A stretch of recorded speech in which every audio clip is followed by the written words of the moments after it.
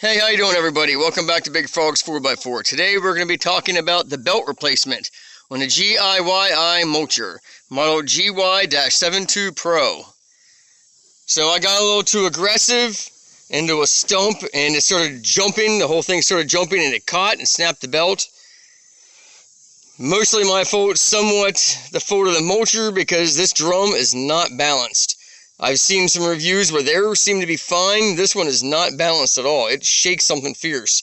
So I guess it's going to be a hit and miss on whether yours is balanced or not. But if you're replacing the belt, you can just cut the old one off. In my case, it broke the belt. So to get the new belt on, before you take it apart, you want to measure from your pump here, either to either edge of this upper pulley. Then to get the belt on, you want to take out the front two, loosen the back two all the way to the end of the nut. Then you can tilt the pump this direction to get the pulley started, and then get it to slide on. You have to make sure that your keyway is lined up. This pulley has two set screws. There's one here, and the other one's underneath the belt. Two set screws. I don't remember exactly which size it is. Let's see if I can find out. Okay, that one is a 4mm. Let's see, the cover is that 4mm also? Let me see. Nope. So the cover is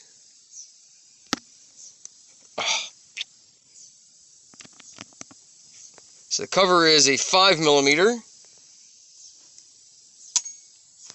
You also have to take out this back panel and the upper panel, which I believe the upper panel is 5mm. This one is a 6mm for the back panel out here. You need this panel to get to these back two bolts, and then the other panel on top to get to the front two bolts. Like I said, you remove those completely. It allows you to tilt this far enough that you can get this started to line up. Then I just took a dead blow hammer and tapped it lightly. You don't want to hit it hard because you don't want to mess up anything inside the pump. You could use, there's a threaded bolt hole here with maybe a socket that's big enough to go over this and a washer, and draw it on with that. I didn't have a bolt long enough with that thread. And it looks like it's possibly like a fine thread metric. But like I said, I just took a dead blow and tapped it gently all the way around until it got to this point. I will then put these bolts back in, which will retension the belt, because they're not slotted or anything. They're just a fixed hole. So I'll retension, tighten those down, check my gap. Then I'll rotate this and tighten my set screws. And then put all your panels back on. So it's not a terrible job, time consuming, but not a hard job. You can do it by yourself. A second person holding the pump at an angle while you put the pulley on would make it easier, instead of trying to reach around, hold the pump at an angle and slide it in with one hand. But other than that, yeah, not a terrible job. Like I said, I'll put a link in the description down below for the belt number. There's what it is. So the first number is 580. It's 58 inches long. Shoot, I forget. The H means it's an H pattern belt. And there was another number in the listing that tells you how wide. But it's 58 inches long.